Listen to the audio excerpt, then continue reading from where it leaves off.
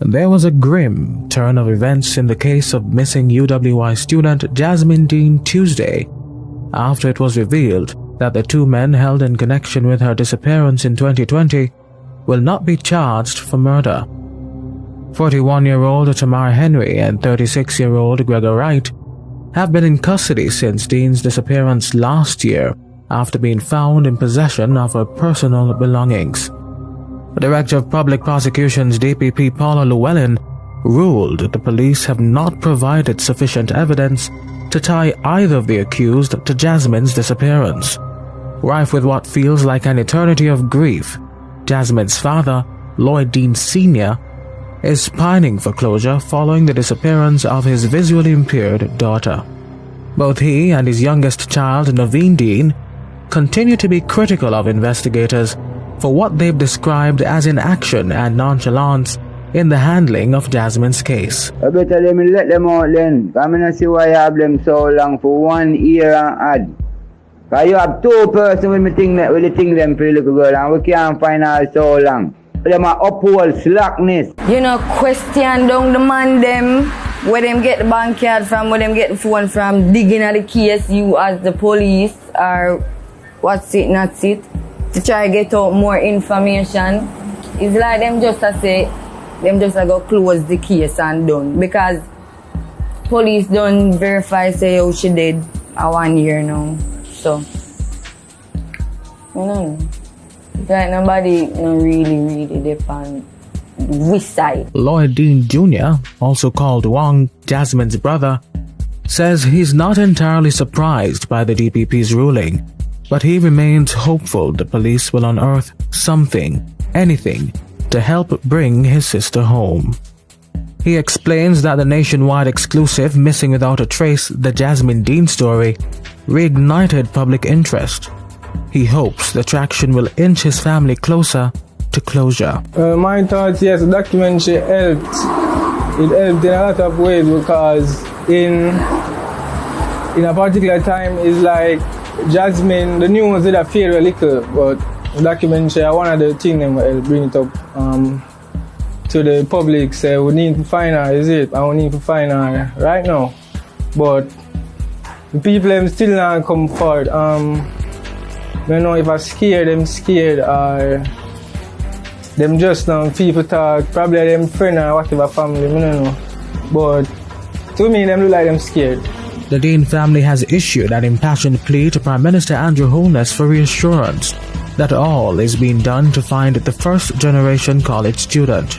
Wang says word from Holness would rouse confidence in the investigative process and inspire hope for both him and his loved ones. Mr. Prime Minister, I would like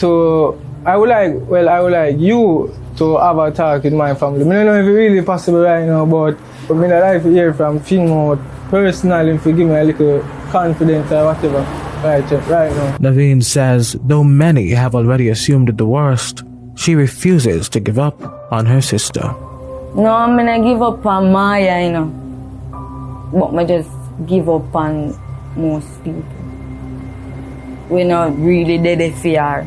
Because they're not doing enough, obviously. You still have people out there who care. You know, we will always remember Maya. But you have some people who just not care. Say she dead. And either way, we waste of time, look for her, and all of them look at something. It's like them comment on the post. Sometimes I don't really read.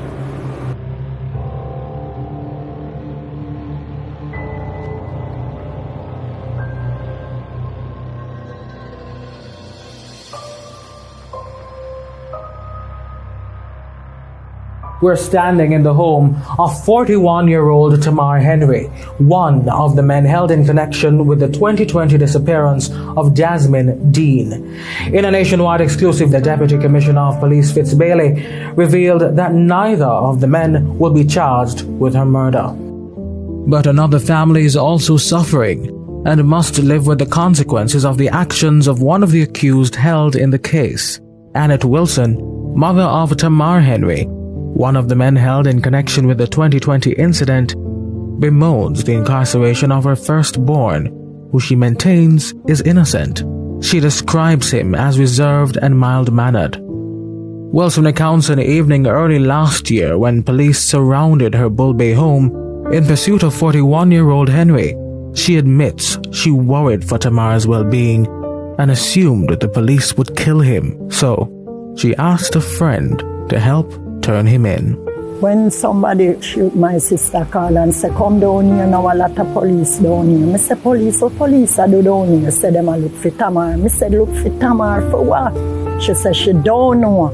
Anyway, when me look, me hear my friend say to me, say, a lot of police on this scheme with all dog. I say, Jesus Christ, dog. So set time now. When me say, okay, me I come down the road. When me walking, come down, I see police from weird back down there, come right up. Police, me tell you about police, you know. Anyway, me be strong and come in at the yard. When me come, I see beer police inside, and there was an inspector, I believe.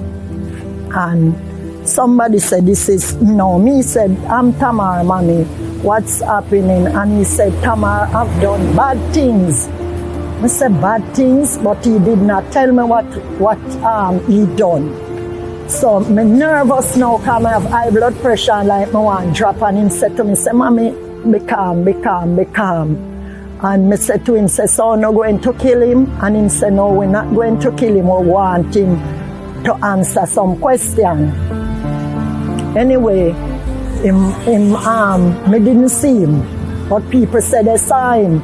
So about like this week, I call and ask anybody who know him if them see him or something.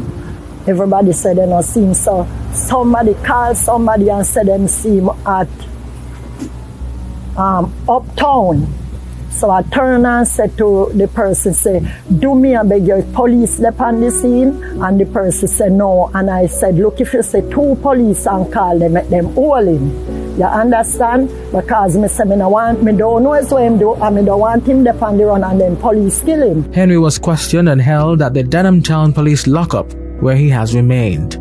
When asked if her son revealed how he came in possession of Jasmine's ABM card, Wilson says he told her he found it. The lawyer told me that he said he find the card. So I went and I said to him when I visit, I said, where you get the card? Tell me really where you get the card. Him say, nah, tell me no lie. Him say, find the card. That is what he tell me. Wilson says she was surprised when she first heard of her son's involvement in Jasmine's disappearance.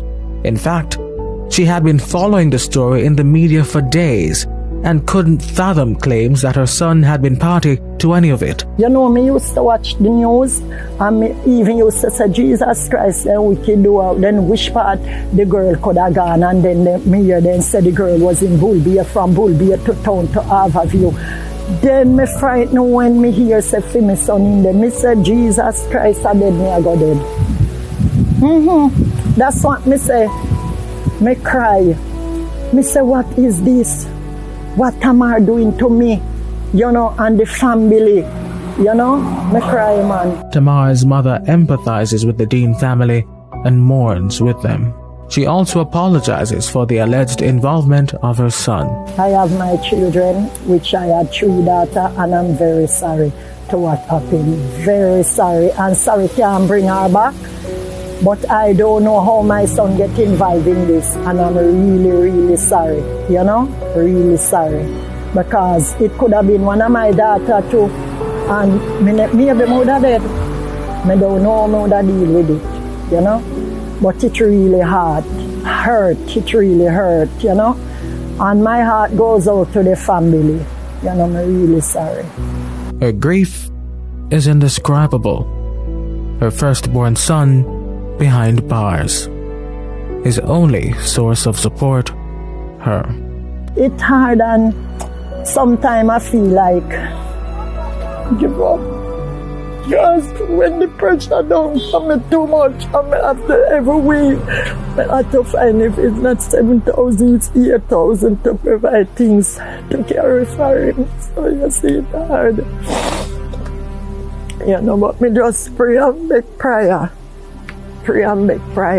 Wilson says she was not aware of the DPP's decision not to charge her son with murder. Tensions still remain here in the community of Bulbe, even a year after the disappearance of 22-year-old visually impaired student Jasmine Deen.